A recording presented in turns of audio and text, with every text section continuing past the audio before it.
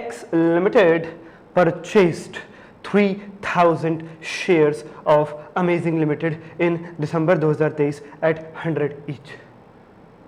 X limited ने 3,000 shares खरीदे हैं अमेजिंग लिमिटेड के 100 रुपए पर शेयर के दाम पर दिसंबर 2023 में। 3,000 इंटू 100, 3 लाख रुपए के शेयर्स खरीद लिए एक्स ने अमेजिंग के दिसंबर 2023 में। आहा, paid brokerage at the rate 1%। और भैया ब्रोकर को कमीशन भी दिया जिसने शेयर दिलवाए, डीलर को 1%। मई 2024 में, यानी लगभग दिसंबर में शेयर खरीदे, जनवरी फरवरी मार्च अप्रैल, 4 महीने बाद मई 2024 में अमेजिंग लिमिटेड ने, यानी एक्स लिमिटेड ने जिस कंपनी के शेयर्स खरीदे थे अमेजिंग लिमिटेड, उसने बोनस इशू किया है 1 फॉर एवरी 3, हर 3 के बदले 1 बोनस शेयर इशू किया है। 1:3 में बोनस इशू लेकर के आए। जिसके पास भी 3 शेयर है उसे 1 बोनस मिलेगा। तो एक्स लिमिटेड के पास 3,000 शेयर थे, उसे बोनस में कितने मिलेंगे? 1,000 शेयर्स।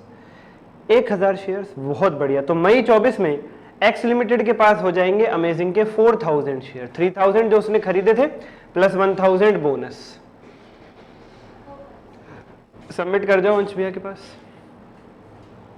ठीक है सर। उसके बाद क्या लिखा हुआ है? एक्स लिमिटेड ने सितंबर 24 में 1,000 शेयर सेल भी कर दिए 110 के दाम पर। ठीक है सर। और कुछ लिखा हुआ है?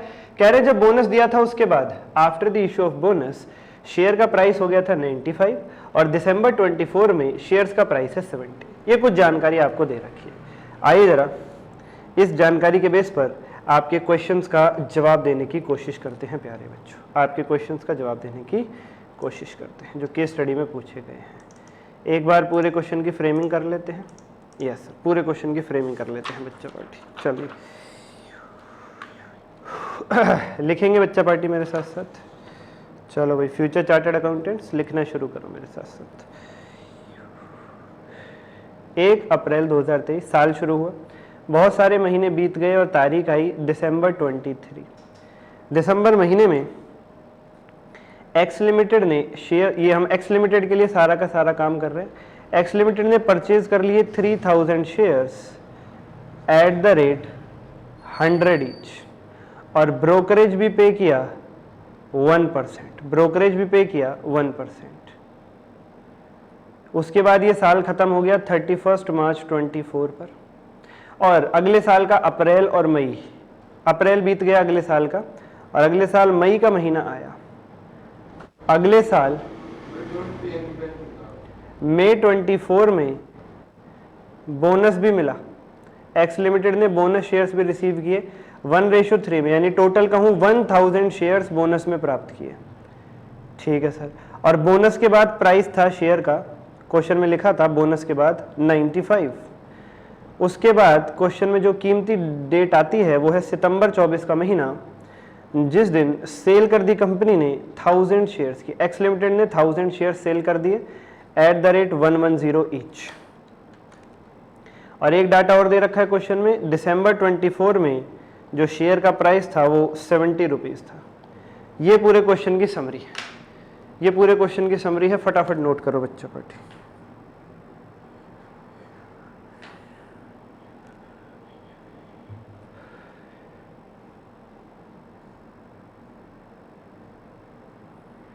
ये पूरे क्वेश्चन की समरी है, फटाफट नोट करो बच्चों पार्टी। इसके बेस पर आपको आंसर्स देने हैं, इसके बेस पर क्वेश्चन पूछे गए हैं। क्या क्या? सबसे पहला क्वेश्चन इसके बेस पर जो पूछा जा रहा है आपसे, what would be the carrying cost of investment in Amazing limited after sale of shares as per AS 13। As per AS 13 accounting standard 13 investment accounting का ये क्वेश्चन है। कह रहे हैं आपकी इन्वेस्टमेंट की क्या वैल्यू रहेगी सेल कर देने के बाद, यानी सितंबर 24 में इन्वेस्टमेंट को किस वैल्यू पर लिख करके चलोगे, किस वैल्यू पर लिख करके चलोगे। बच्चों सुनिएगा मेरी बात, अकाउंटिंग स्टैंडर्ड 13 क्या कहता है? इन्वेस्टमेंट 2 प्रकार की होती है, शॉर्ट टर्म इन्वेस्टमेंट और लॉन्ग टर्म इन्वेस्टमेंट। जिस इन्वेस्टमेंट को 12 महीने के अंदर सेल नहीं कर रहे हो वो लॉन्ग टर्म, जिस इन्वेस्टमेंट को 12 महीने के अंदर कहीं ना कहीं सेल कर रहे हो वो आपकी शॉर्ट टर्म। दोनों का ही जो इनिशियल रिकॉग्निशन होता है वो CP यानी कॉस्ट प्राइस पर होता है।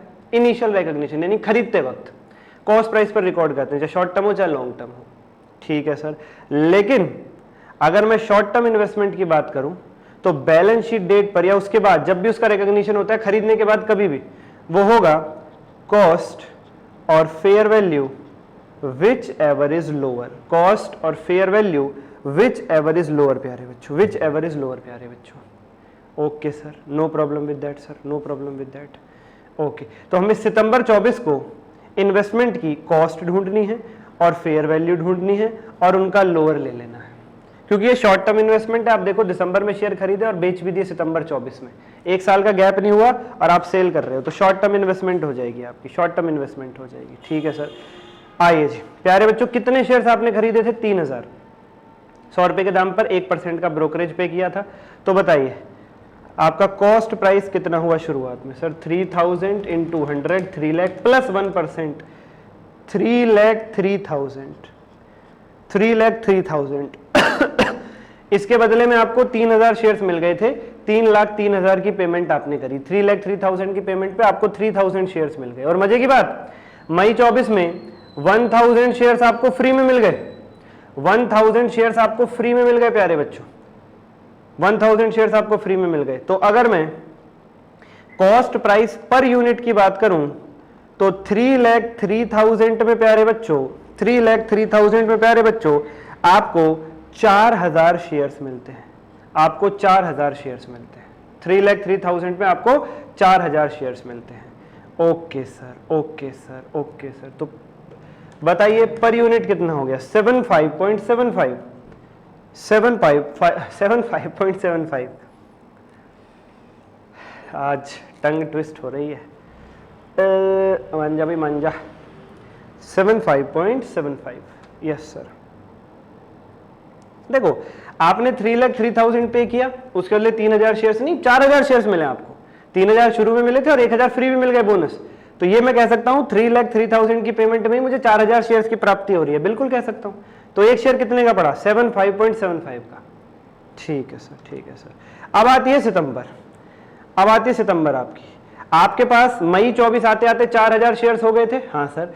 सितंबर 24 में आपने 1000 शेयर्स की सेल कर दी, तो फिर से आपके पास कितने शेयर्स बचे बच्चा पार्टी? फिर से आपके पास कितने शेयर्स बचे?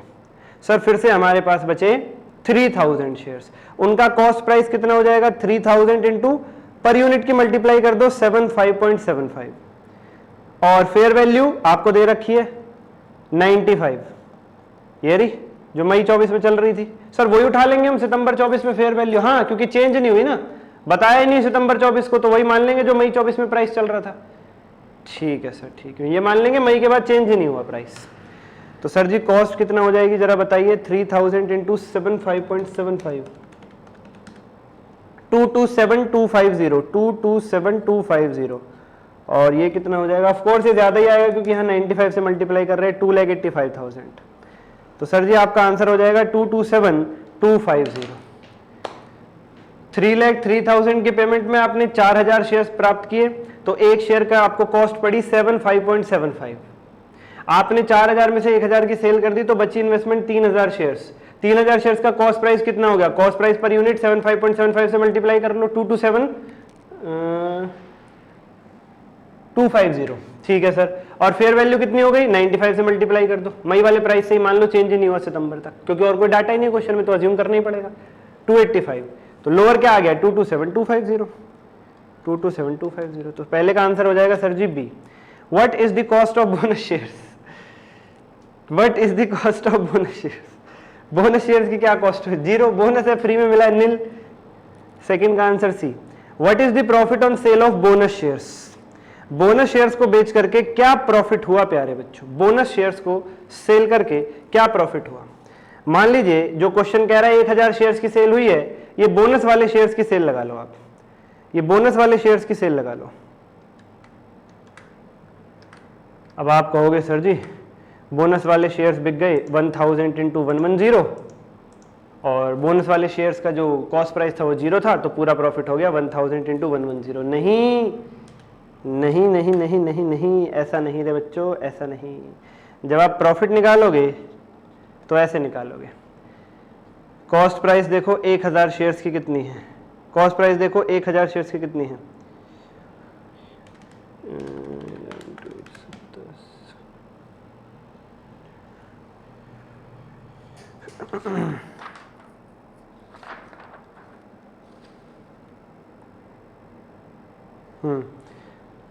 अगर 3,03,000 या ऐसे करो, हटाओ ना, 1000 शेयर्स का कॉस्ट प्राइस निकालना है तो 7.75 से मल्टीप्लाई कर दो, ये आपका कॉस्ट प्राइस आ जाएगा।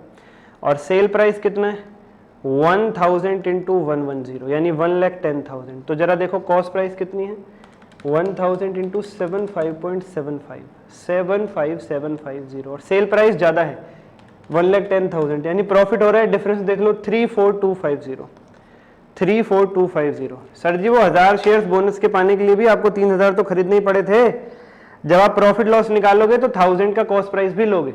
हाँ, डायरेक्ट आपसे क्वेश्चन पूछे, जैसे सेकंड क्वेश्चन ने पूछा था कि बोनस कितने में पड़ गए बोनस शेयर्स, तो आप बोलोगे वो तो फ्री में मिले, 3000 के लिए पे किया था, बोनस फ्री में मिले। लेकिन जब प्रॉफिट वगैरह की बात होगी तो आपको कॉस्ट प्राइस भी कंसिडर करना पड़ेगा, आपको कॉस्ट प्राइस भी कंसिडर करना पड़ेगा।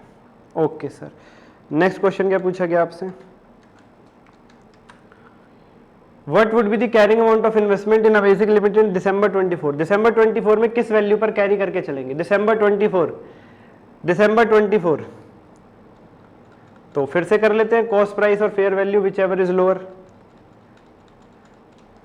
कॉस्ट प्राइस और fair value whichever is lower दोबारा कर लेते हैं। कॉस्ट प्राइस कितना है 3000 इंटू 75.75 227250 और फेयर वैल्यू दिसंबर में कितनी है दिसंबर 24 में सर जी 70, 3000 इंटू 70 यानी 2,10,000। इस बार लोअर 2,10,000 है तो आंसर हो जाएगा 2,10,000। दिसंबर में प्राइस नीचे गिर गया ना, लो हो गया, इसलिए उसको ले लेंगे। तो फोर्थ का आंसर हो जाएगा प्यारे बच्चों आपका ए, फोर्थ का आंसर हो जाएगा ए। ठीक है सर जी, इसके बाद हम चलते हैं नेक्स्ट फिफ्थ पर। नहीं, फिफ्थ क्वेश्चन तो है ही नहीं, अगली केस स्टडी आ गई, case scenario number 17, case scenario number 17। Sun limited has acquired 40% shares in Moon limited for 5 lakh on 1 जुलाई 2023। 1 जुलाई 2023 को सन लिमिटेड ने मून लिमिटेड के 40% शेयर्स खरीद लिए 5 लाख रुपए में। मून लिमिटेड के पास 40% शेयर हैं स्टार लिमिटेड के। 1 जुलाई 23 को सन ने मून के 40% शेयर खरीद लिए 5 लाख में और मून के पास स्टार के 40% शेयर्स भी हैं। Now Sun Limited can exercise significant influence on Moon Limited. Sun का मून पे हो गया सिग्निफिकेंट इन्फ्लुएंस, हाँ, क्योंकि सन ने मून के 40% शेयर खरीद लिए 1 जुलाई 23 को 5 लाख में, तो सन का मून पे सिग्निफिकेंट इन्फ्लुएंस होगा ही होगा, क्योंकि एस 18 क्या कहता है, अगर 20% से ज्यादा शेयर्स हैं आपके पास तो सिग्निफिकेंट इन्फ्लुएंस तो होगा ही होगा। Moon limited declared dividend of 80,000 for the financial year 22-23 on 15 सितंबर 2023। 15 सितंबर 2023 को मून लिमिटेड ने 80,000 का डिविडेंड डिक्लेयर किया 22-23 वर्ष के लिए, 22-23 के लिए। अगले साल 23-24 में मून लिमिटेड को 4 लाख का प्रॉफिट हुआ और उसने 90,000 का डिविडेंड डिक्लेयर किया 15 सितंबर 24 को। ये हिंदी है जी सवाल की, ये हिंदी है जी सवाल की। आइए इसकी केस स्टडी बना लेते हैं एक बार।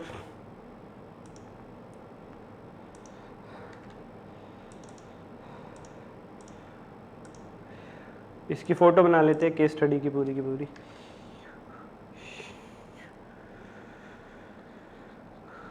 सन, मून, स्टार। सन ने 40% शेयर्स परचेज कर लिए मून के 5 लाख रुपए में 1 जुलाई 23 को, और सन का अब मून के ऊपर SI है यानी सिग्निफिकेंट इन्फ्लुएंस है, सिग्निफिकेंट इन्फ्लुएंस। कह रहे हैं मून के पास भी 40% शेयर्स हैं स्टार के, स्टार के। बहुत बढ़िया सर, बहुत बढ़िया सर। मून ने, ये रहा मून, मून ने डिविडेंड डिक्लेयर किया फाइनेंशियल ईयर 22-23 का 80,000 रुपीज, 80,000 रुपीज। किस दिन 15 सितंबर 23 को, 15 सितंबर 23 को। और अगर ईयर 23-24 की बात करूं तो क्या डाटा दे रखा है, कह रहे हैं 23-24 में मून ने प्रॉफिट अर्न किया 4 लाख का और डिविडेंड डिक्लेयर किया 15 सितंबर 24 को 90,000 रुपीज का, 90,000 रुपीज। लिख लीजिए क्वेश्चन का डाटा है।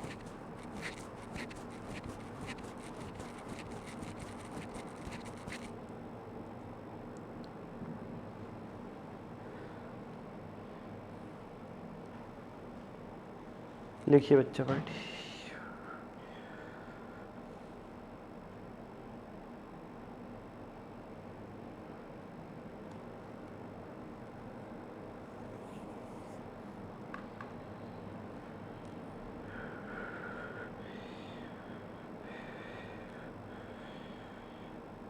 इसके बेस पर आपको आंसर्स देने हैं। पहला question, with respect to relationship between companies it can be said that, क्या है रिलेशनशिप को लेकर नीचे दिए गई 4 में से कौन सी बात ठीक है? सी पॉइंट पढ़ो, Moon limited is an associate of Sun limited, बिल्कुल ठीक।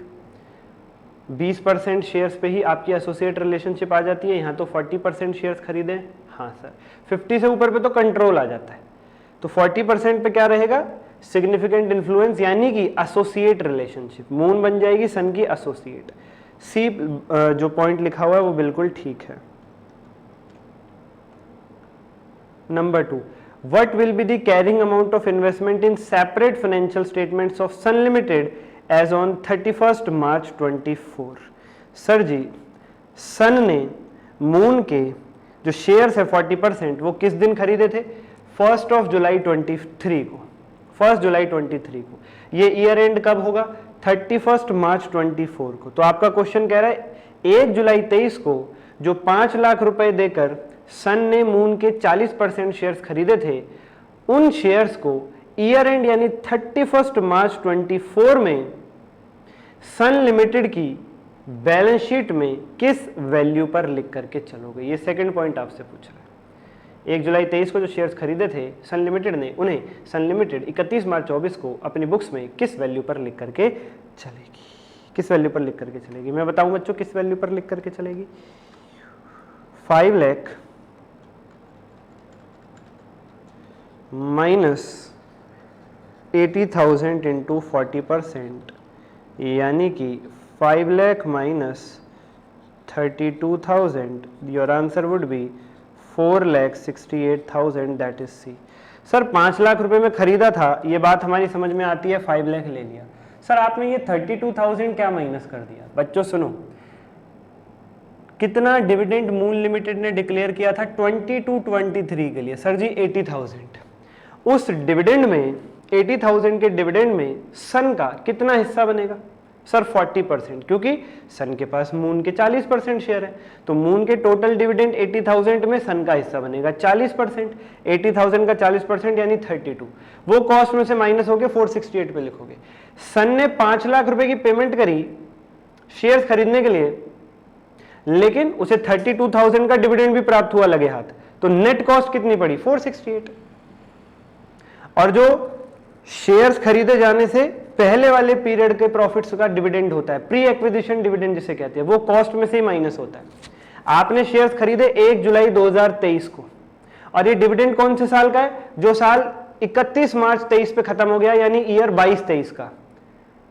ये उस साल का डिविडेंड आपको मिल रहा है जो शेयर्स खरीदने से पहले का है। शेयर्स खरीदे 1 जुलाई 23 को, डिविडेंड मिल रहा है 22-23 ईयर का, पिछले ईयर का। शेयर्स खरीदे 1 जुलाई 23 यानी ईयर 23-24 में, और डिविडेंड मिल रहा है 22-23 का, इसे कहते हैं प्री एक्विजिशन डिविडेंड। शेयर्स खरीदने से पहले पीरियड का भी डिविडेंड अब आपको मिल रहा है, वो आपकी कॉस्ट से माइनस होता है, इसलिए 468 आएगा। सर शेयर्स खरीदने से पहले का डिविडेंड हमें क्यों मिल रहा है? क्योंकि जिस व्यक्ति के पास शेयर्स थे वो तो हमें बेच करके चला गया। इससे पहले की कंपनी डिविडेंड डिक्लेयर करती, वो हमें बेच करके चला गया, उसे जल्दी थी, तो अब डिविडेंड किसे मिलेगा? शेयर्स हमारे पास है तो हमें मिलेगा। Okay sir, okay sir. Third, what will be the carrying amount of investment in consolidated financial statement of Sun Limited on 31st March 24? Consolidated financial statement में किस वैल्यू पर लिख करके चलोगे? कंसोलिडेटेड फाइनेंशियल स्टेटमेंट में 31 मार्च 24 को, 31 मार्च 24 को क्या होगा? जो ऊपर आपने आंसर निकाला था 468, उसमें एक परिवर्तन आ जाएगा, plus 4 lakh into 40% into 9/12। Consolidated, ऊपर वाला क्वेश्चन क्या पूछ रहा था? सेपरेट फाइनेंशियल स्टेटमेंट में, तो 468। कंसोलिडेटेड फाइनेंशियल स्टेटमेंट में क्या होगा? इस 468 में इतना अमाउंट और ऐड हो जाएगा, और आपका फाइनल आंसर आ जाएगा 588। 588। सर ये क्या किया है आपने?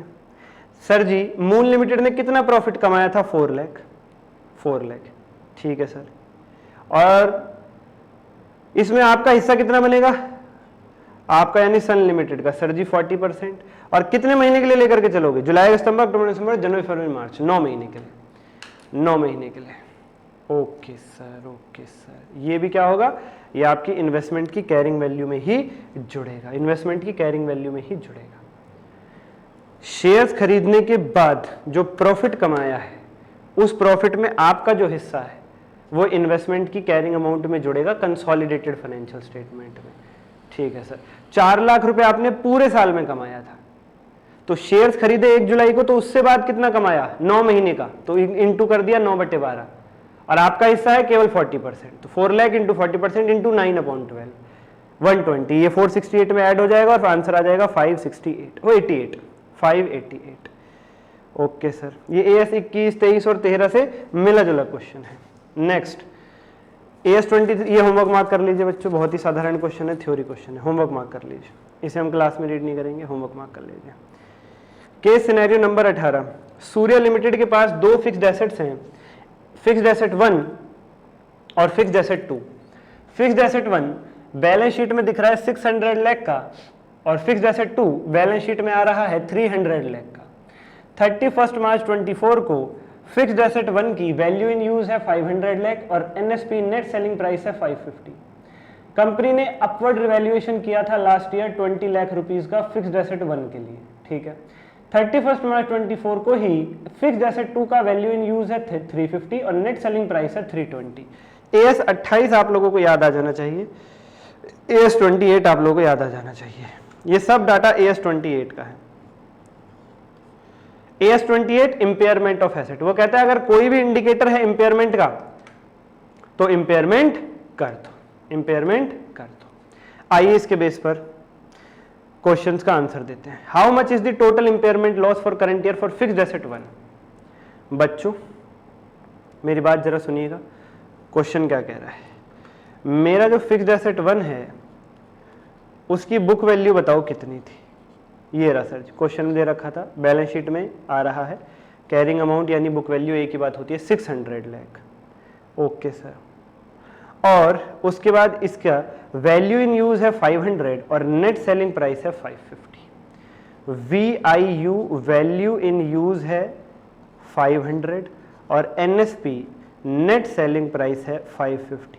अगर आपने अकाउंटिंग स्टैंडर्ड 28 पढ़ा है, मैंने पढ़ाया और आपको रिवीजन के दौरान भी बताया कि अकाउंटिंग स्टैंडर्ड 28 के हिसाब से हम क्या लेते हैं, वैल्यू इन यूज और नेट सेलिंग प्राइस का लोअर, इंपेयरमेंट के वक्त इन दोनों का लोअर लेते हैं और फिक्स्ड एसेट को लोअर वैल्यू पे रिकॉर्ड कर देते हैं। तो 500 और 550 इनका लोअर कौन सा, हायर लेते, सॉरी हायर लेते, हायर वैल्यू इन यूज और net selling price whichever is higher लेते हैं अकाउंटिंग स्टैंडर्ड 28 में। वो 13 याद आ गया अभी, कॉस्ट और fair value whichever is lower बोला था ना, वहां पे वही हायर लेते हैं, हायर वैल्यू इन यूज और NSP का हायर क्या आ गया 550। इस वैल्यू पर हम अपने फिक्स्ड एसेट को लिख करके चलेंगे। ऑलरेडी कितने पर आ रहा है 600 पर हमारा अकाउंटिंग स्टैंडर्ड 28 का जो नियम है वैल्यू इन यूज और NSP विचएवर इज हायर, उसके हिसाब से कितना होना चाहिए 550। तो कितना नीचे गिरा दोगे, 600 से 550 पे लाओगे तो 50 से नीचे गिराना पड़ेगा, हमारा लॉस हो जाएगा 50। बिल्कुल ठीक। इंपेयरमेंट लॉस P&L में कितना ट्रांसफर करके चलोगे। अब बहुत सारे बच्चे कहेंगे सर 50 का लॉस हुआ है तो 50 का ही P&L में ट्रांसफर करके चलेंगे, 50 का लॉस हुआ है। नहीं, ये देखो पिछले साल आपने कुछ रिवैल्यूएशन भी किया था और रिवैल्यूएशन में आपके 20 लाख का फायदा भी हुआ था, तो ये जो लॉस है 50 लाख का ये थोड़ा एडजस्ट हो जाएगा रिवैल्यूएशन वाले प्रॉफिट से, जो रिवैल्यूएशन पे अपवर्ड फायदा हुआ था हमें, और बचा हुआ जो डिफरेंस है वही हमारा P&L में जाता है। ये अकाउंटिंग स्टैंडर्ड 28 का रूल है। इंपेयरमेंट लॉस को पहले आप रिवैल्यूएशन वाले फायदे से, रिवैल्यूएशन रिजर्व से एडजस्ट करते हो और बचा हुआ अमाउंट ही P&L में ट्रांसफर करते हो। तो अगर आपका 600 का एसेट घट के 550 पे आ गया है और 50 लाख का लॉस है तो आंख बंद करके 50 लाख के लॉस को P&L में ट्रांसफर नहीं करोगे, पहले ये देखोगे कहीं कोई रिवैल्यूएशन रिजर्व तो नहीं है। इस क्वेश्चन में था रिवैल्यूएशन पे फायदा हुआ था, 20 लाख का रिवैल्यूएशन रिजर्व था, उतना कम कर दो और 30 लाख ही P&L में ट्रांसफर करके चलोगे। कह रहे हैं फिक्स्ड एसेट 2 का इंपेयरमेंट लॉस कितना होगा, फिक्स्ड एसेट 2 का, तो ऐसे ही कर लेते हैं। फिक्स्ड एसेट 2 की बुक वैल्यू है 300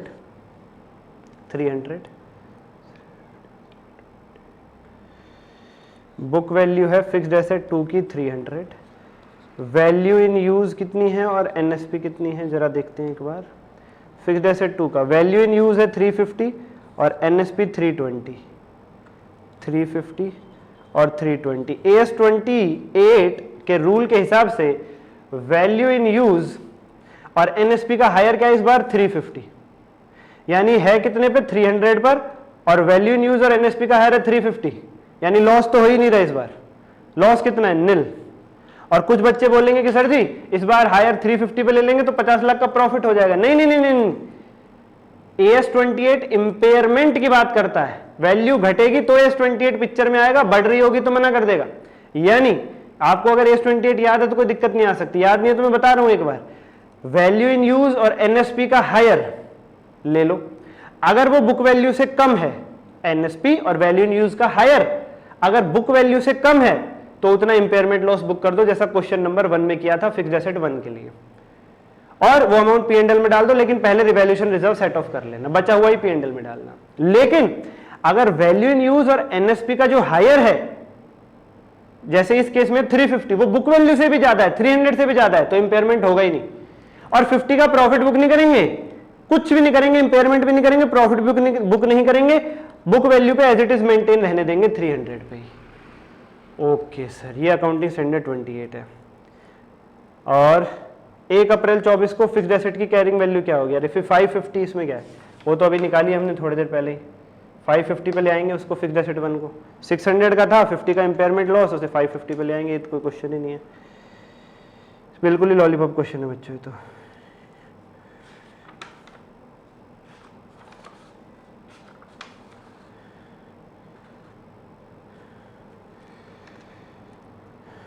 यस सर जी बच्चों,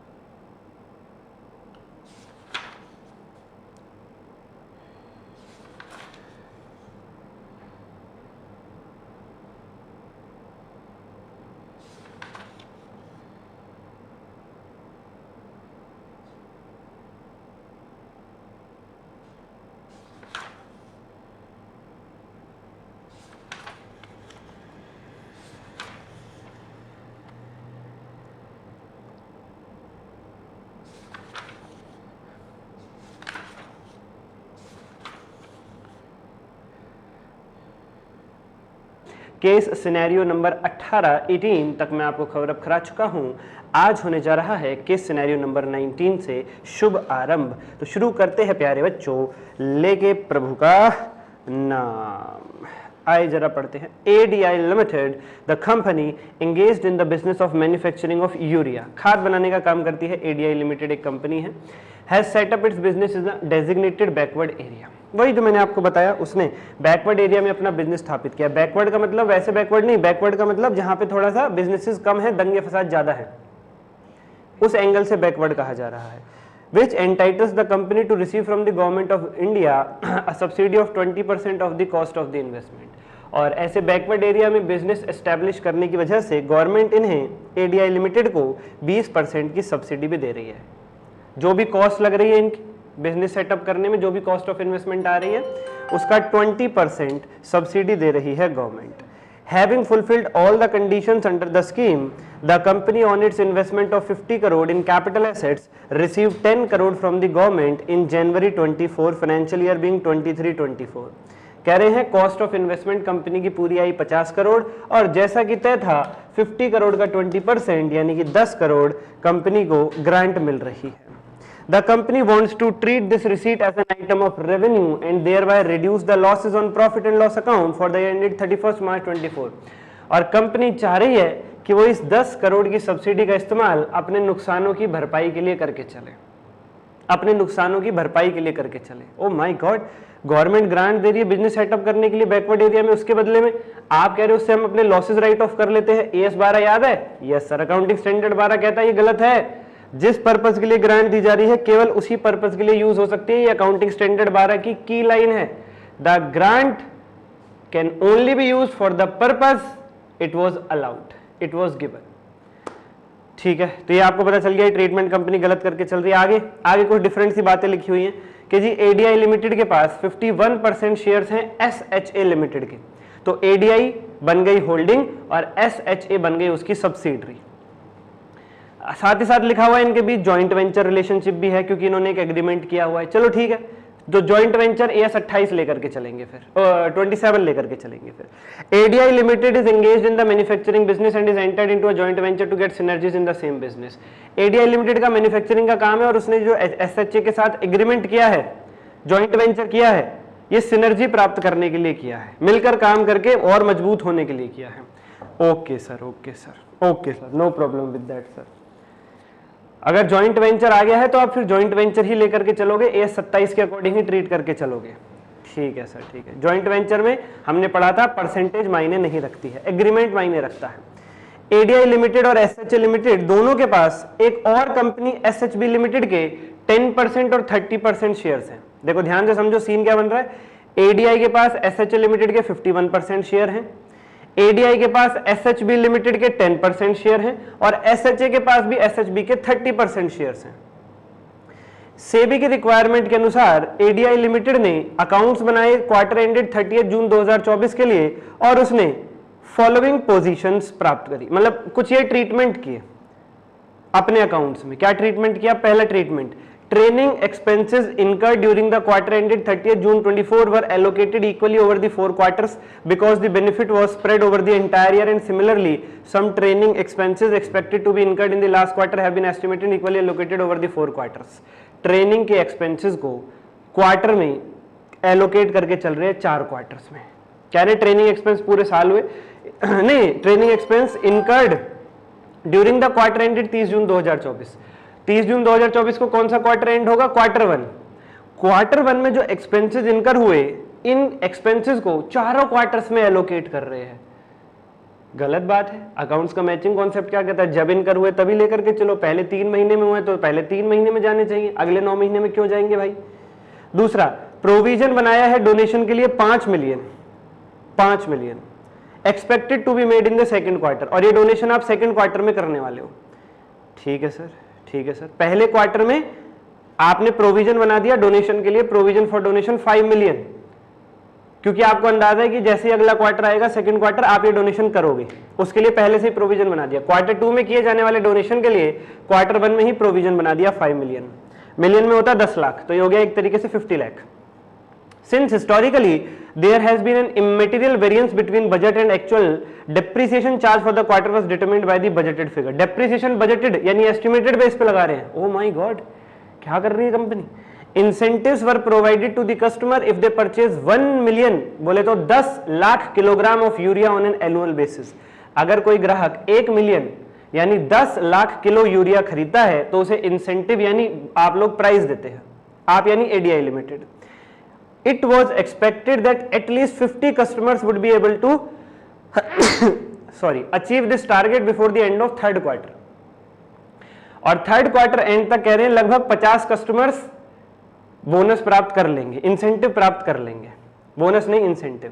मतलब 50 कस्टमर्स ऐसे होंगे जो थर्ड क्वार्टर एंड आते आते, दिसंबर आते आते हमसे 10 लाख किलोग्राम, 1 मिलियन किलोग्राम का सामान खरीद चुके होंगे या उससे ज्यादा। No provision was made for this incentive. इस इंसेंटिव के लिए कोई प्रोविजन बनाया ही नहीं क्वार्टर एंडेड 30 जून 24 में, क्योंकि एडीआई का मानना है प्रोविजन वॉज नॉट येट फ्रक्टिफाइड।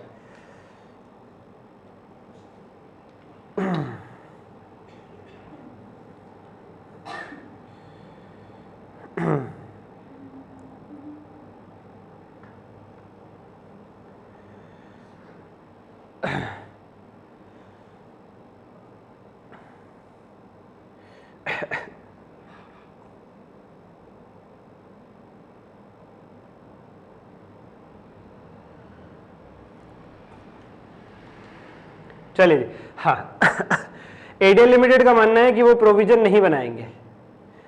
ये जो 50 कस्टमर हमसे इंसेंटिव ले लेंगे, इसके लिए प्रोविजन नहीं बना रही एडीआई लिमिटेड, क्योंकि उनका मानना है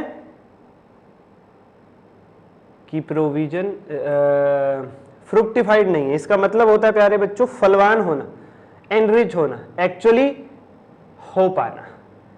तो उनका मानना है एक्चुअली ये हो नहीं पाएगा। तो यार एक्सपेक्टेड है, वो कह रहे हैं एक्सपेक्टेड बेसिस पे है, अभी असलियत में नहीं आया है, फ्रुक्टिफाइड नहीं हुआ है, इसलिए प्रोविजन नहीं बन। अरे प्रोविजन तो बनता ही एस्टिमेटेड बेस पे, ये क्या बात हुई यार, प्रोविजन तो बनता ही एस्टिमेटेड बेस पे। ADI limited own 60% holding in ANI limited. ADI limited के पास एएनआई लिमिटेड के भी 60% शेयर है, जो कि एक अनकोटेड एंटिटी है, जिसके शेयर्स कोटेड नहीं है।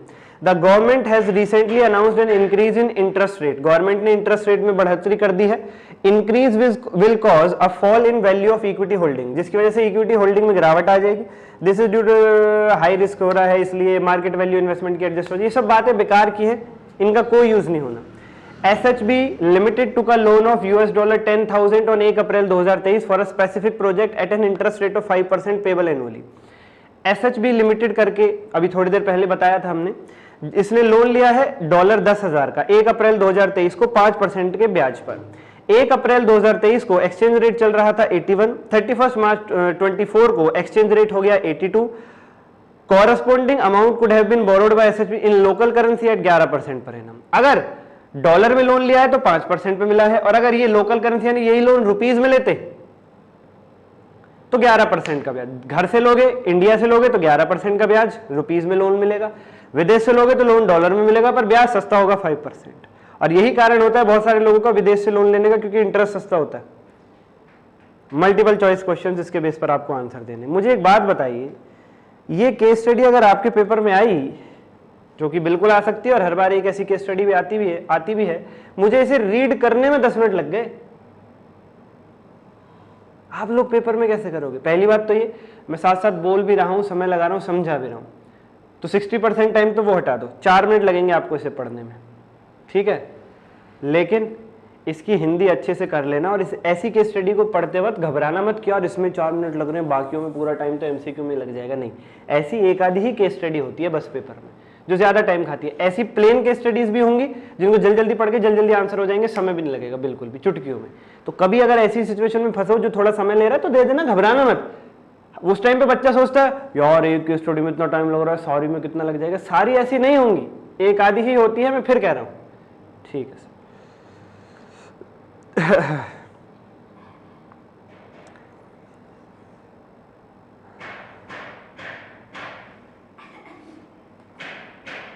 पहला question, in respect of above mentioned receipt of 10 crore which of the following options would be correct under Indian generally accepted accounting principles Indian GAAP। कह रहे हैं 10 करोड़ की जो ग्रांट मिली है उसका आप क्या करोगे? 50 करोड़ की इन्वेस्टमेंट लगी थी बैकवर्ड एरिया में बिजनेस सेटअप करने में, गवर्नमेंट ने कहा था हम 20% सब्सिडी दे देंगे, that is 10 crore rupees.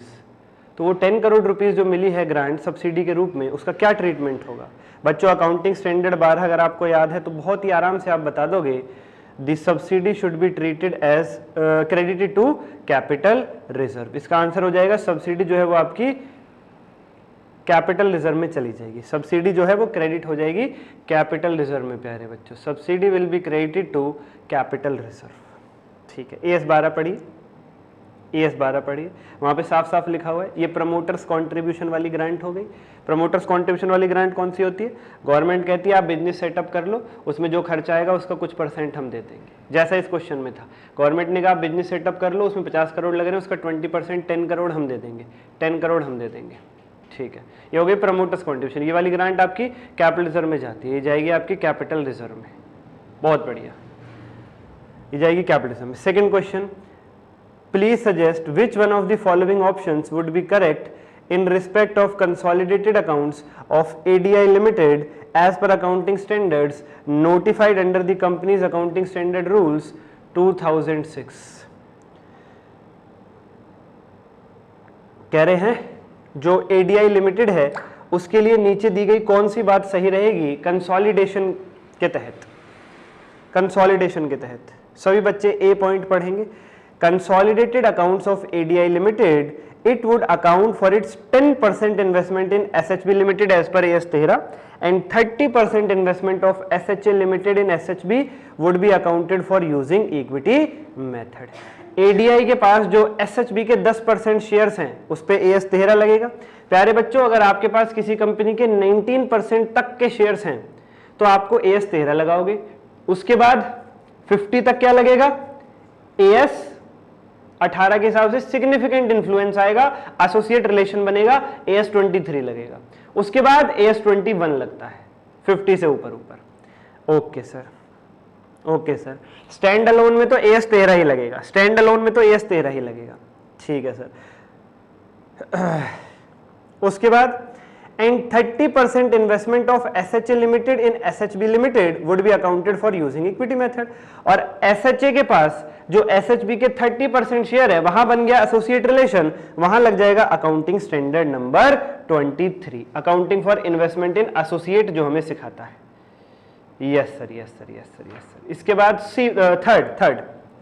Third question प्यारे बच्चों, please share your views in respect of accounting positions taken by ADI Limited 0.124 as per accounting standard notified under the company's accounting standards rules।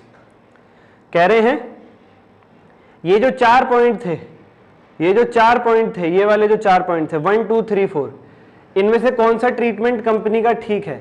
मैं प्यारे बच्चों आपको बता दूं, कंपनी के चारों ही ट्रीटमेंट गलत हैं। पहले पॉइंट में उन्होंने क्या किया, जो फर्स्ट क्वार्टर के ट्रेनिंग एक्सपेंस थे उन्हें सब जगह एलोकेट कर दिया, जो कि गलत है। फर्स्ट क्वार्टर के हैं तो मैचिंग प्रिंसिपल के हिसाब से फर्स्ट क्वार्टर में रहेंगे। दूसरे में प्रोविजन बनाया $5 मिलियन का, और जो कि एक्सपेक्टेड कब था, सेकंड क्वार्टर में, जो कि एक्सपेक्टेड कब था, सेकंड क्वार्टर में।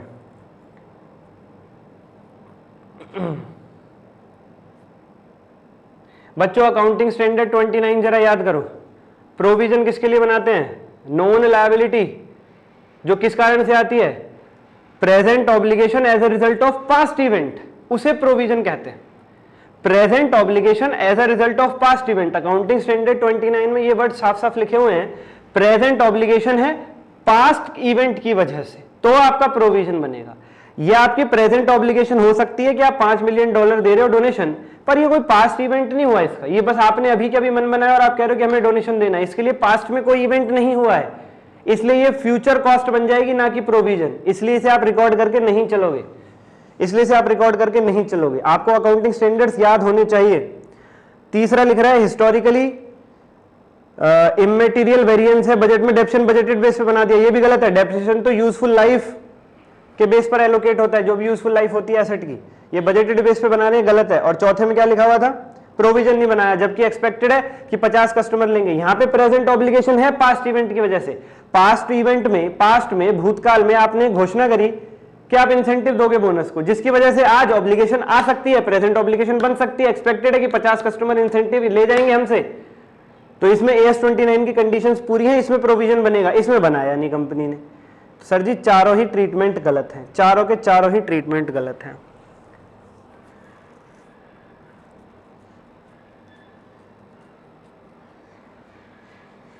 फोर्थ क्या है जी क्वेश्चन हमारा, will there be any adjustment required in the financial statements of ADI limited. सबको मैसेज कर दिया, पर्सनल वाला जो मैंने बोला था A to Z। ठीक है, फोन कर दो आप एक बार। Will there be any adjustment required in the financial statements of ADI Limited because of above mentioned event, increase in interest rates by the government as per accounting standards notified under the company's accounting standards rules। मतलब कह रहे हैं ADI limited के यहाँ क्या कोई adjustment की जरूरत पड़ेगी, जो इंटरेस्ट रेट बढ़ रहे हैं उसकी वजह से, बच्चों ऑप्शन नंबर सी पढ़िए, the increase is an indication that ADI limiteds holding in ANI limited might be impaired. Question में लिखा था गवर्नमेंट ने इंटरेस्ट रेट बढ़ा दिया जिसकी वजह से इक्विटी होल्डिंग में गिरावट आ रही है। वही बात point number answer number C में लिखी हुई है कि इंक्रीज हो जाने की वजह से होल्डिंग कम हो जाएगी, ADI लिमिटेड के शेयर्स कम हो जाएंगे जो उसने ले रखे हैं ANI लिमिटेड में, जिसकी वजह से इंपेयरमेंट का इंडिकेटर है ये, और अकाउंटिंग स्टैंडर्ड 28 लग जाएगा। तो ADI लिमिटेड को एक फॉर्मल एस्टिमेट रिकवरेबल अमाउंट का निकालना चाहिए, रिकवरेबल अमाउंट ऑफ इंटरेस्ट का अकाउंटिंग स्टैंडर्ड 28 लग जाएगा। अकाउंटिंग स्टैंडर्ड 28 यही कहता है कोई भी इंडिकेटर इंटरनल हो चाहे एक्सटर्नल हो, अगर वो आया तो आप फिर इंपेयरमेंट की प्रोसेस आगे स्टार्ट करके चलोगे। वही पॉइंट नंबर सी में लिखा हुआ है कि एक इंडिकेशन है इंपेयरमेंट का, इसलिए रिकवरेबल अमाउंट निकाल लेना चाहिए, यानी इंपेयरमेंट की प्रोसेस शुरू कर देनी चाहिए, इंपेयरमेंट की प्रोसेस शुरू कर देनी चाहिए। बहुत बड़ी केस स्टडी थी प्यारे बच्चों, बहुत बड़ी केस स्टडी थी, बहुत बड़ी केस स्टडी थी।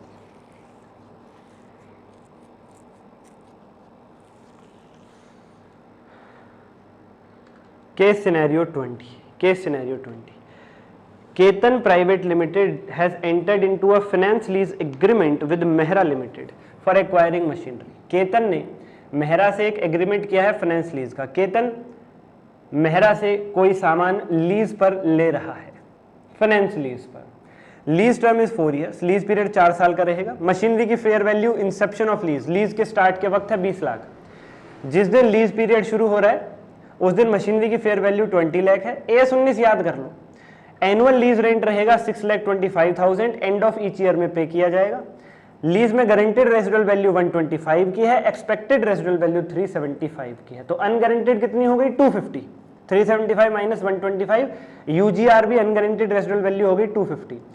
इम्प्लिसिट रेट है इंटरेस्ट का 15% और डिस्काउंटेड प्राइस आपको अगले 4 साल का दे रखा है।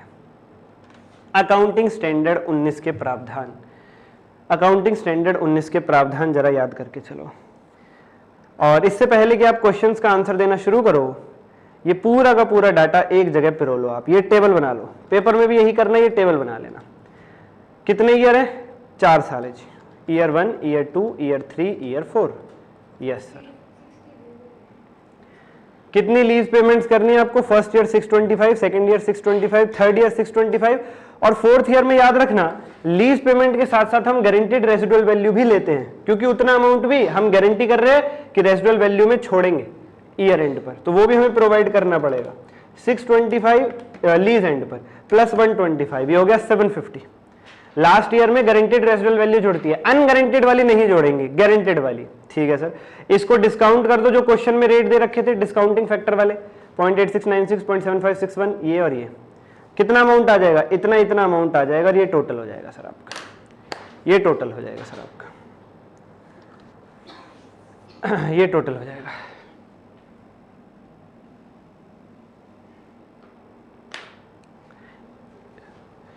अगर आप लोग साथ साथ लिख रहे हो तो फटाफट पहले ये टेबल नोट कर लो, 10 सेकंड का टाइम है। फटाफट ये टेबल नोट कर लो, 10 सेकंड का टाइम है।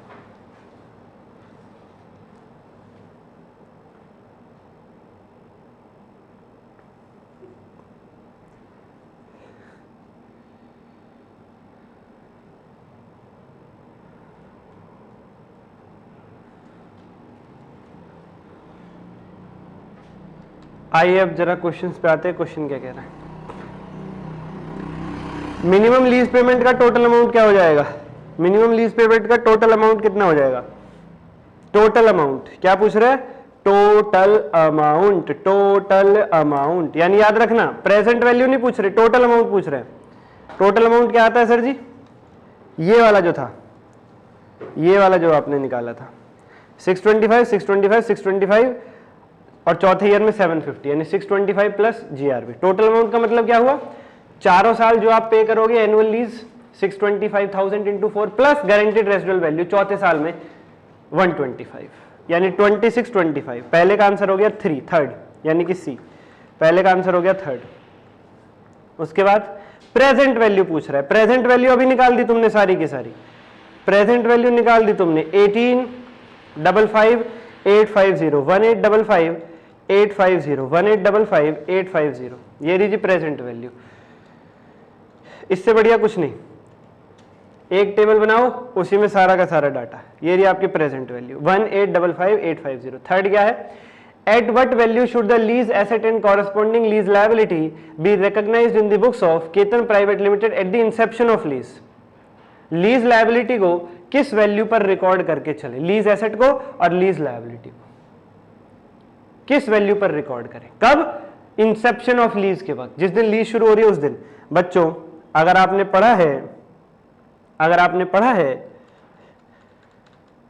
तो इसका आंसर पता है क्या होगा? Present value of minimum lease payment और fair value on inception of lease whichever is lower. Lease के इंसेप्शन पर, लीज की शुरुआत पर लीज एसेट और लीज लायबिलिटी को, फाइनेंस लीज थी, फाइनेंस लीज के केस में इन दोनों की लोअर वैल्यू पर रिकॉर्ड करके चलते हैं। मिनिमम लीज पेमेंट की प्रेजेंट वैल्यू या इंसेप्शन ऑफ लीज पर जो फेयर वैल्यू है उनका जो भी लोअर है। एमएलपी की प्रेजेंट वैल्यू अभी आपने निकाली कितनी थी? 1855,850।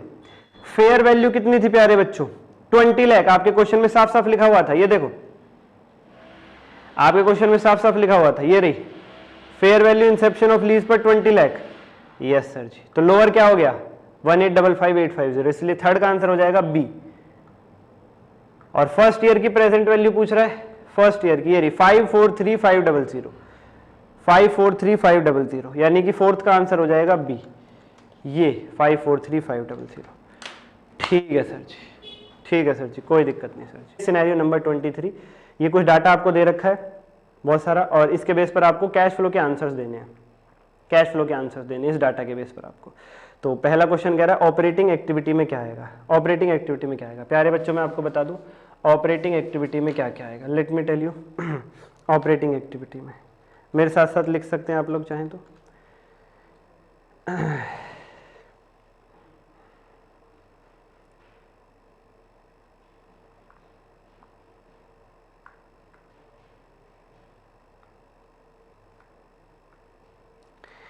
नंबर 1 इंटरेस्ट आया है, आपने अपने सप्लायर को लोन दिया, वहां से इंटरेस्ट आया है, ये ऑपरेटिंग एक्टिविटी में आता है प्यारे बच्चों 3000। साथ ही साथ डेटर से 40,000 का 40% पैसा मिला है, यानी 16,000। डेटर से जो पैसा आता है वो भी ऑपरेटिंग में आता है, और इनकम टैक्स की आपने पेमेंट करी है 14,000, ये भी ऑपरेटिंग में माइनस होगा। तो 3000 प्लस 16,000 माइनस 14,000, 5,000। इसका आंसर हो जाएगा सर जी बी 5,000। बहुत ही लॉलीपॉप केस स्टडी है। फिर कह रहे हैं इन्वेस्टिंग एक्टिविटी से कितना पैसा आया। इन्वेस्टिंग एक्टिविटी में बता देता हूं प्यारे बच्चों आपको, जिसमें सेल परचेज आती है फिक्स्ड एसेट्स की, टेंजिबल और इनटेंजिबल वालों की, और इंटरेस्ट रिसीव्ड, डिविडेंड रिसीव्ड और रेंट रिसीव्ड, ये चीजें आती है। मैंने पढ़ाया, आपको याद होना चाहिए। एक आपने मशीनरी बेच दी है जिसकी बुक वैल्यू 15,000 थी, 3,000 के लॉस पर, तो सेल प्राइस कितना हुआ 12,000। 12,000 रुपए ये आएंगे इन्वेस्टिंग एक्टिविटी में, और 1 रुपए पर शेयर के हिसाब से आपको डिविडेंड मिल रहा है। डिविडेंड रिसीव्ड भी इन्वेस्टिंग में आता है। शेयर कितने थे 10,000, जो आपने इन्वेस्ट कर रखे थे 10,000 शेयर्स, तो 10,000 शेयर्स पे कितने रुपए हो गए 10,000, तो 12 और 10 आंसर हो गया 22। सेकंड का आंसर हो गया डी 22, सेकंड का आंसर हो गया डी। ठीक है सर। सर इसमें फाइनेंसिंग नहीं पूछा, पूछ लेते तो सही रहता, पर लगे हाथ में बता देता हूँ, क्या पता अब की बार पूछ ले। फाइनेंसिंग एक्टिविटी और कैश फ्लो से भैया 2-2 क्वेश्चन आ रहे हैं, 5-5 नंबर के केस स्टडी बेस्ड लॉलीपॉप वाले, पिछले 2-3 अटेम्प्ट से मैं देख रहा हूँ लगातार। अगर फाइनेंसिंग भी पूछा जाता है तो फाइनेंसिंग में क्या है इसमें, जिसमें शेयर, डिबेंचर्स का इशू, रिडेम्पशन, ये सब आता है फाइनेंसिंग एक्टिविटी। ये आएगा केवल और केवल इक्विटी शेयर्स इशूड 1 लाख। तो फाइनेंसिंग एक्टिविटी का आंसर होगा इक्विटी शेयर्स इशूड, यानी कि 1 लाख रुपीस, यानी कि 1 लाख रुपीस। सर जी एक बात बताइए, मैंने कहा बच्चों सर यहाँ भी तो शेयर्स इशू हो रहे हैं 15,000 इक्विटी शेयर्स, ये नहीं ले रहे आप? नहीं, क्यों? क्योंकि इन शेयर ये शेयर्स डिबेंचर्स के बदले में इशू हो रहे हैं। डिवेंचर्स ले लिए, शेयर्स दे दिए, पैसा नहीं आ रहा। और कैश फ्लो में तो केवल वही शेयर्स आते हैं जो पैसे में इशू होते हैं, कैश में इशू होने वाले शेयर्स ही कैश फ्लो में आते हैं। ओहो ठीक है सर, ठीक। तो फाइनली आपका फाइनल आंसर क्या हो जाएगा? सर जी आपके पास ओपनिंग बैलेंस था 65,500, yes sir, yes sir, 65,500 cash and cash equivalent शुरू में था, प्लस 5,000 आया ऑपरेटिंग से, प्लस 22,000 आया इन्वेस्टिंग से, प्लस 1 लाख आया फाइनेंसिंग से। तो फाइनल आंसर क्या हो जाएगा 192,500, यानी कि थर्ड, 192,500 यानी कि थर्ड का ए, थर्ड का ए, थर्ड का ए प्यारे बच्चों। और एक क्वेश्चन और है केस स्टडी में, इक्विटी शेयर कैपिटल अकाउंट में इंटरनल रिकंस्ट्रक्शन के बाद क्या बैलेंस बचेगा। ये मिक्स कर दिया, कैश फ्लो और इंटरनल रिकंस्ट्रक्शन, ये मिक्स कर दिया प्यारे बच्चों। बहुत ध्यान से मेरी बात सुनिएगा, बहुत ध्यान से मेरी बात सुनते हुए चलिएगा। आइए जरा, पहले से इक्विटी कैपिटल कितने रुपए की थी? 5 लाख रुपए की इक्विटी कैपिटल पहले से थी। बहुत बढ़िया सर। 1 लाख रुपए के इक्विटी शेयर्स और इशू कर दिया आपने। कैलकुलेटर पे लिखो कितने की हो गई? 6 लाख रुपीस की, 6 लाख रुपीस की। ठीक है सर। और 15,000 के इक्विटी शेयर्स ये भी इशू, 15,000 इक्विटी शेयर्स ये भी इशू करेंगे। कैश फ्लो में तो नहीं आएंगे पर कैपिटल के बैलेंस में तो जाएंगे ना। Yes sir, yes sir, yes. तो 15,000 इंटू 10, 1,50,000 ये प्लस कर दो, हो गया 750। और एक लाइन और लिखी हुई थी बिल्कुल शुरू में, इक्विटी शेयर होल्डर्स 40% अपनी कैपिटल गिव अप कर रहे हैं, यानी ये 5 लाख में से 40% का गिव अप भी था बिल्कुल शुरू में, यानी 2 लाख का, वो माइनस कर दो, वो माइनस कर दो। तो फाइनल आंसर हो गया 5,50,000, 5,50,000, 550। आई रिपीट अगेन, शुरू में कैपिटल कितने रुपए की थी? 5 लाख की, उसमें से 40% गिव अप कर दी, 2 लाख, बची 3 लाख की। 1.5 लाख रुपए की कैपिटल और इशू कर दी डिबेंचर्स वालों के लिए, हो गई 4.5 लाख, और 1 लाख के शेयर्स कैश में इशू कर दिए, हो गए 5.5 लाख। इक्विटी कैपिटल हो गई 5.5 लाख, 5,50,000 रुपीज़, 5,50,000 रुपीज़। जी लिमिटेड ऑटोमेटिव सप्लायर है, बिजनेस मैन्युफैक्चरिंग का काम करते हैं और कंपनी का रजिस्टर्ड ऑफिस नॉर्थ दिल्ली में है, वो लिस्टेड भी है स्टॉक एक्सचेंज पर। और कुछ इश्यूज उसके शेयर्स के आउटस्टैंडिंग हैं। Following are some outstanding issues not yet solve. अच्छा, शेयर्स के नहीं है। Following are some outstanding issues not yet solve towards the finalisation of financial statement. कह रहे हैं कुछ एक बातें अभी भी फाइनल नहीं हो पाई हैं, जिसकी वजह से 23-24 के फाइनेंशियल स्टेटमेंट्स अभी फाइनल नहीं हो पा रहे हैं। क्या है वो मैटर्स, नीचे दे रखे हैं। मशीनरी इंस्टॉल करी थी 23-24 के दौरान, जिसका बेसिक प्राइस ये, अदर कॉस्ट ये सब दे रखी हैं आपको। ठीक है सर। उसके बाद प्रेजेंट वैल्यू उसको डिसमेंटल करने की है 15 साल के बाद 5 लाख। ठीक है। Operating losses after commercial production 4 lakh. Plant was ready for intended use on 1 July 2023। Commercial production start हो पाई 1 अगस्त 23 को। एस्टिमेटेड लाइफ मशीनरी की 10 साल, 0 स्क्रैप वैल्यू। चलो ठीक है। To acquire the above machinery, ये मशीनरी खरीदने के लिए जी लिमिटेड ने $62,500 का लोन लिया था 1 अप्रैल 2023 को, जिसे 1 जुलाई 2024 को रीपे करना है। एक्सचेंज रेट भी दे रखा है आपको, 1 अप्रैल का भी, 31 मार्च का भी। उसके बाद क्या लिखा हुआ है, जी लिमिटेड ने एक मशीन 1 अप्रैल 18 को खरीदी 25 लाख रुपए में, जिसकी यूजफुल लाइफ 8 साल है। मशीनरी को स्ट्रेट लाइन मेथड से डेप्शन करते हैं, उसकी स्क्रैप वैल्यू 0 है। 31 मार्च 22 को, यानी 4 साल बाद मशीनरी का रिवैल्यूएशन कर दिया, उसे 18 लाख पे ले आए और बची हुई लाइफ कह रहे हैं अब केवल 5 साल हो जाएगी। 4 चल गई है और 5 और चल जाएगी, यानी शुरू में तो अंदाजा था कि 8 ही साल चलेगी, पर अब 9 साल चल रही है मशीनरी। अच्छी निकली। सरप्लस अराइजिंग ऑन रिवैल्यूएशन से जो फायदा हुआ उसे रिवैल्यूएशन रिजर्व अकाउंट में डाल दिया। जी लिमिटेड की पॉलिसी है कि वो रिवैल्यूएशन सरप्लस को राइट डाउन करती है depreciation, increase charge of depreciation से। देखिए आपने रिवैल्यूएशन किया, वैल्यू बढ़ गई, तो रिवैल्यूएशन से जो फायदा हुआ रिवैल्यूएशन रिजर्व में डाला। लेकिन वैल्यू बढ़ गई है तो अब डेप्शन भी ज्यादा लगेगा, क्योंकि बढ़ी हुई वैल्यू पे भी लगेगा डेप्शन। वो डेप्शन कहां से एडजस्ट करोगे, रिवैल्यूएशन रिजर्व से ही एडजस्ट करोगे। As on 31st March 24, condition indicating impairment of the asset existed and its recoverable amount came down to 6 lakh. 31st March 24 को रिकवरेबल अमाउंट है 6 लाख। 1 मई 2024 को कंपनी ने 2.8 लाख में सेल कर दी।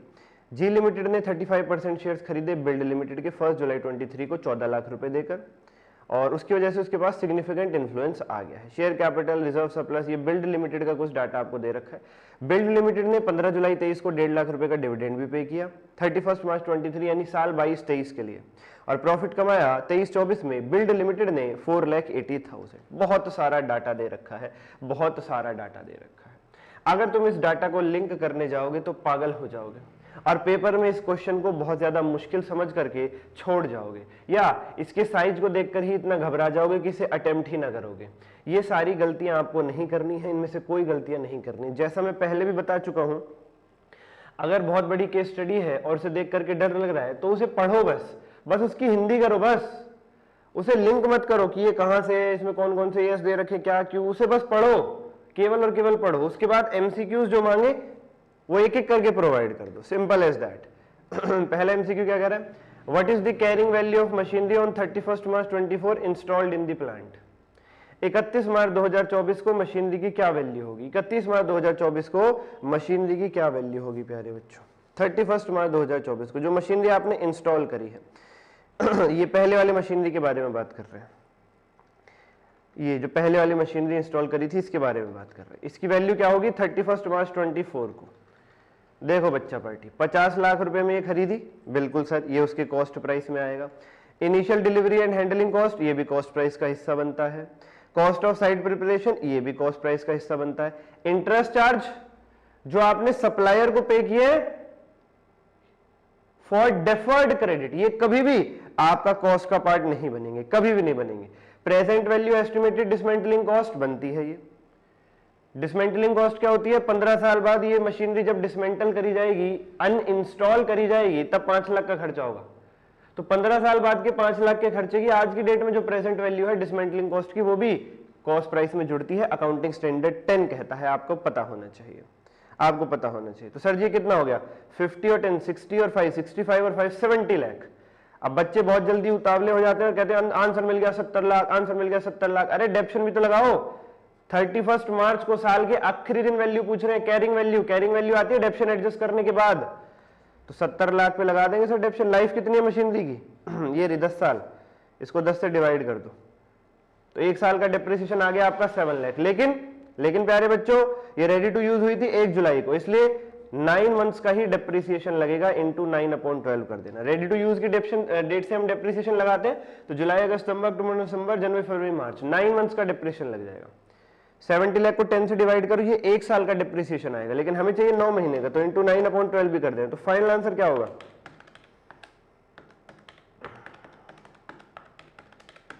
64,75,000, 64,75,000, that is option number B, option number B। पढ़ने में लग रहा था इतना भारी, कुछ नहीं था इसमें। AS10 का क्वेश्चन है। What is the amount of exchange loss gain to be recognized and what will be the amount of foreign loan to be shown in the financial statements on 31st March 24? ये question यहां से है, ये question इस वाले paragraph से है। कह रहे 31 मार्च 2024 को एक्सचेंज डिफरेंस कितना है ये जरा बता दीजिए। बच्चों लोन कितने का लिया था सर जी? 62,500 रुपीज का। कब लिया था लोन सर? 1 अप्रैल 2023 को। उस दिन दाम कितना चल रहा था सर? 80 रुपीज, 80 रुपीज, यानी रुपीज में ये लोन हो गया आपका 50 लाख रुपीज का, 50 लाख रुपीज का।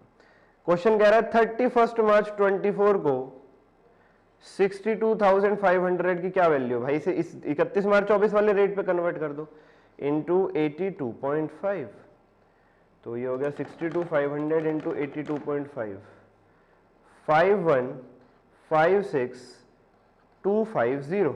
डिफरेंस कितना आ गया? 156,250, 156,250।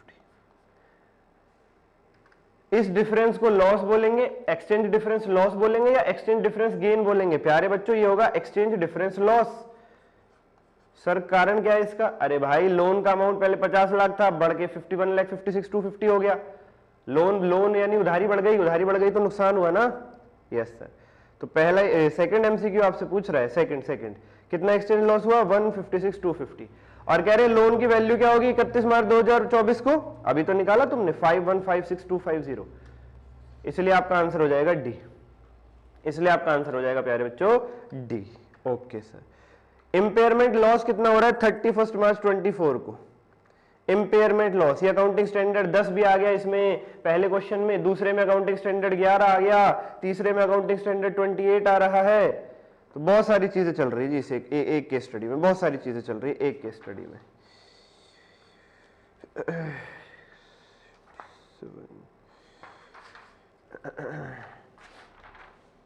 चलो बच्चा पार्टी। इंपेयरमेंट हो रही है इस वाली मशीनरी की जो ये नीचे 1 अप्रैल 18 को आपने 25 लाख रुपए में खरीदी थी, 1 अप्रैल 18 को 25 लाख रुपए में खरीदी थी। आइए जरा इसे मैं राइटिंग पैड पे समझाता हूं आपको।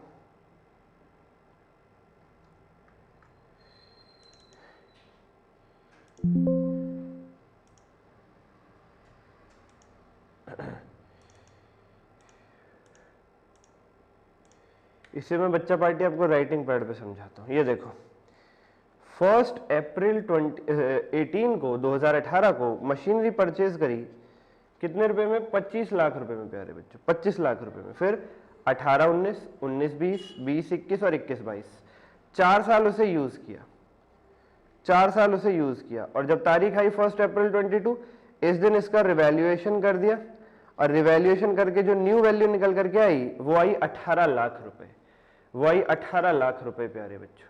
और पता चला कि अब इसकी न्यू लाइफ है 5 साल, अभी 5 साल और चल जाएगी। शुरू में अंदाजा था ओरिजिनल लाइफ थी 8 ईयर्स, पर 4 साल चलने के बाद कह रहे हैं अभी 5 और चल जाएगी, यानी टोटल 9 साल चल जाएगी। 1 साल बढ़ गई लाइफ, 1 साल बढ़ गई लाइफ। ठीक है सर, ठीक है सर। और क्या दे रखा है?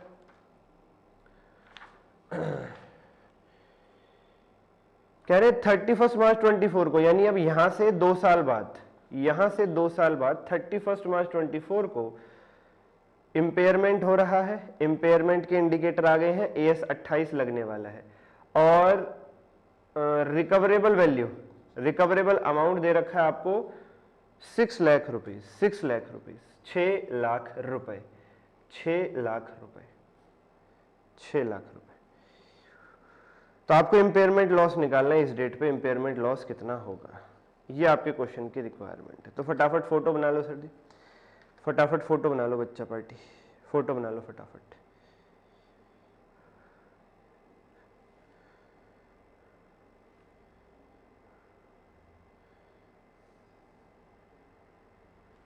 बच्चों शुरुआती इन ईयर्स का तो आपको कुछ भी करने की जरूरत नहीं है। क्यों? रिवैल्यूएशन हो गया आपका। 1 अप्रैल 2022 को नई फिगर और नई लाइफ निकल करके आ गई, और 1 अप्रैल 22 के बाद ही इंपेयरमेंट हो रहा है। तो जब 1 अप्रैल 22 को रिवैल्यूएशन के बाद नई फिगर्स उठानी है तो सीधा नई फिगर्स से काम करना शुरू करो ना। शुरुआत में ओल्ड फिगर्स पे काम करने का क्या मतलब बनता है? नई फिगर्स हो गई, उसके बेस पर ही 31 मार्च 24 को इंपेयरमेंट होगा, तो नई फिगर से ही सॉल्यूशन उठाना शुरू करो, नई फिगर से ही सॉल्यूशन उठाना शुरू करो।